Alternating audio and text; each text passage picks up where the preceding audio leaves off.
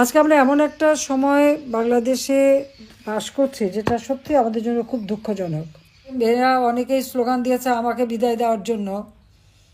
আমার বিদায়ের পরে আজকে বাংলাদেশে কি অবস্থাটা আপনারা দেখেন। আজকে মেয়েদের সম্মান নাই। মাইকিং করে বলা হয় মেয়েরা বাজারে যেতে পারবে না। মেয়েরা কিভাবে কাপড় চোপড় পরবে সেটাও যেন একটা নির্দেশনা দিয়ে দেওয়া হয় এবং মেয়েদেরকে ঘর থেকে যেন বের হতে না পারি। আর অনবরত এখন তো ধর্ষণ যেন একটা মহা উৎসবে পরিণত হয়েছে।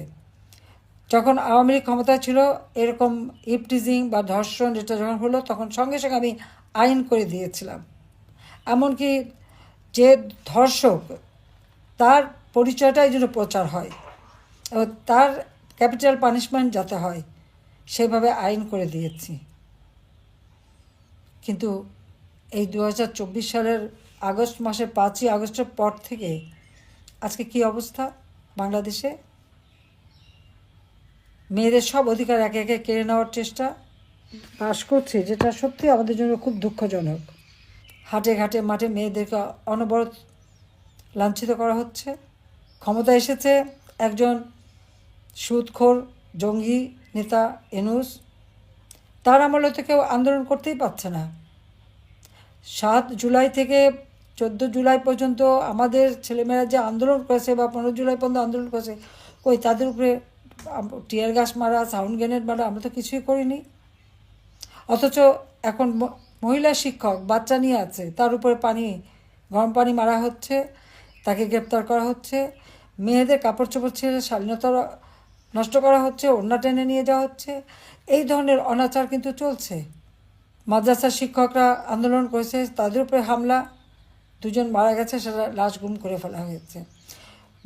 গার্মেন্টসের মহিলা শ্রমিকরা আন্দোলন করতে গেছে, সেখানেও তাদেরকে হত্যা করা হয়েছে এবং তাদের উপরে চড়া হয়েছে। এখন সাথে সাথে তাদের উপরে নির্যাতন। ছাত্ররা আন্দোলন করে, সেখানেও নির্যাতন। আজকে আমাকে কেউ স্বৈরাচার বলে, তাহলে আপনারা বিচার করে দেখেন তো স্বৈরাচারটা কে।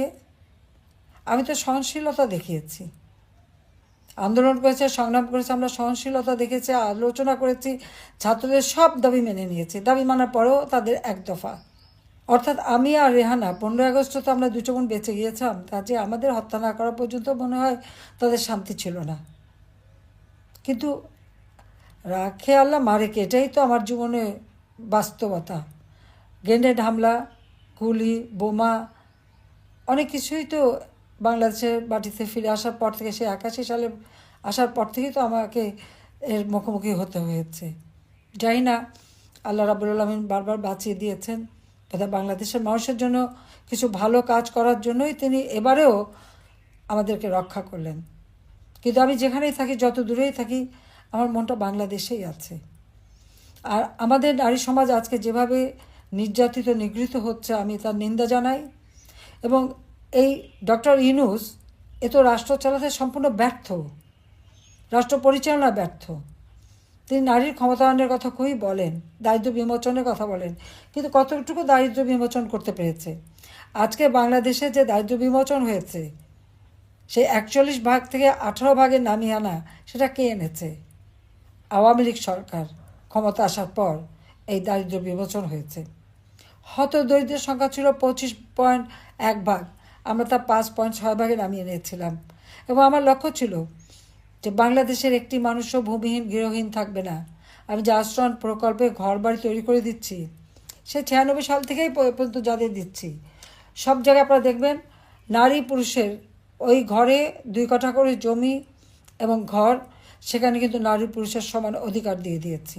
এবং যদি কোনো সময় বৈবাহিক জীবনে কোনো সমস্যা দেখা দেয়, তাহলে ওই বাড়ির মালিক কিন্তু ওই নারীরাই হবে, আমি সেটাও নিশ্চিত করে দিয়েছি।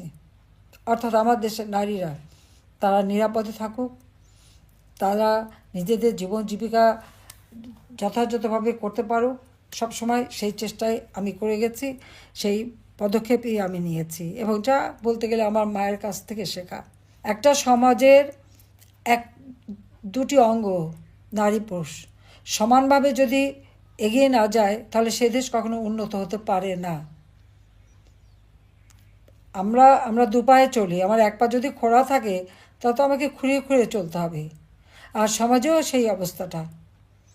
কাজে সেদিকে লক্ষ্য রেখে শিক্ষা দীক্ষা কর্মক্ষেত্রে সব জায়গায় যেন আমাদের নারীদের সমানভাবে তারা এগিয়ে যেতে পারে, তাদের সেই স্বাধীনতা যেন থাকে, সে ব্যবস্থাটাই আমরা করেছি।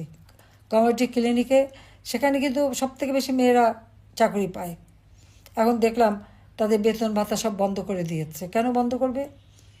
যেখান থেকে সাধারণ, বিশেষ করে আমার মেয়েরাই তো বেশি লাভবান, তাদের তো আর কারো মুখাপেক্ষি হয়ে থাকতে নাই, হেঁটে যেয়ে তারা চিকিৎসা নিতে পারে, সেই সুযোগটাও এরা এই ইউনিট সরকার এসে বন্ধ করে দিতে চাচ্ছে। যে কাজটাই করি সেটাই ধ্বংস করতে হবে, দেশটাকেই ধ্বংসের দিকে নিয়ে যাচ্ছে। কাজে আমি আমার বন্ধুদের বলবো এই নারী দিবসের সকলের কণ্ঠ সোচ্চার করতে, যে আপনারা সোচ্চার হন এবং রুখে দাঁড়ান।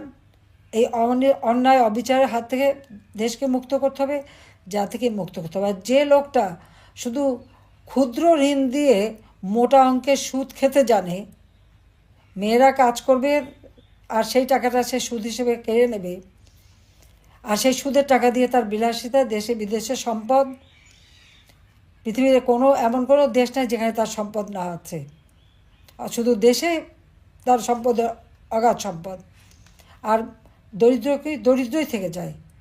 আর এদের কাজটা কি?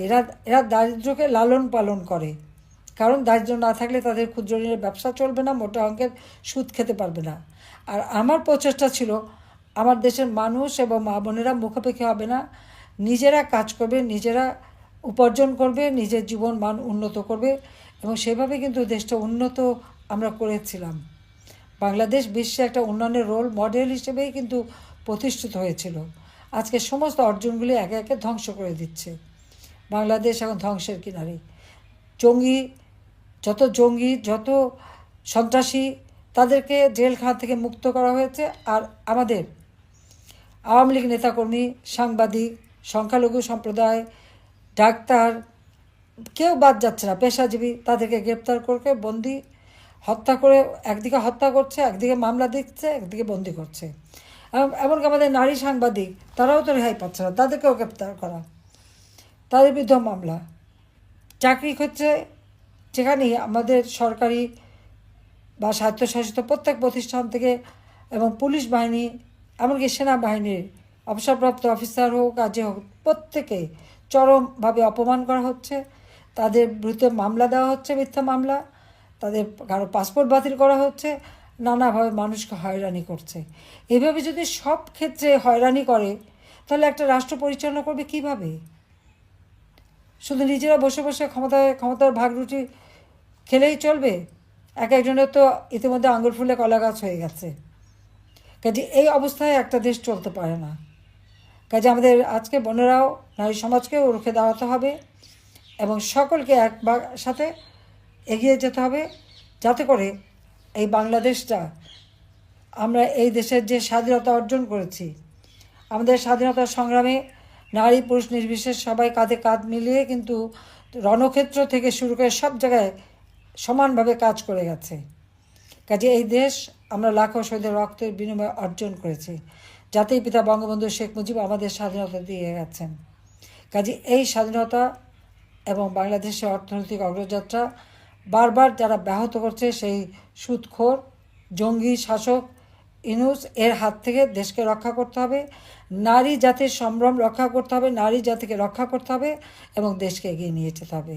সবাই ভালো থাকেন, সুস্থ থাকেন এবং রমজান মোবারকবাদ জানাচ্ছি, আগাম ঈদের শুভেচ্ছা জানাচ্ছি। সবাইকে আমার আন্তরিক ধন্যবাদ। জয় বাংলা, জয় বঙ্গবন্ধু, বাংলাদেশ চিরজীবী হোক।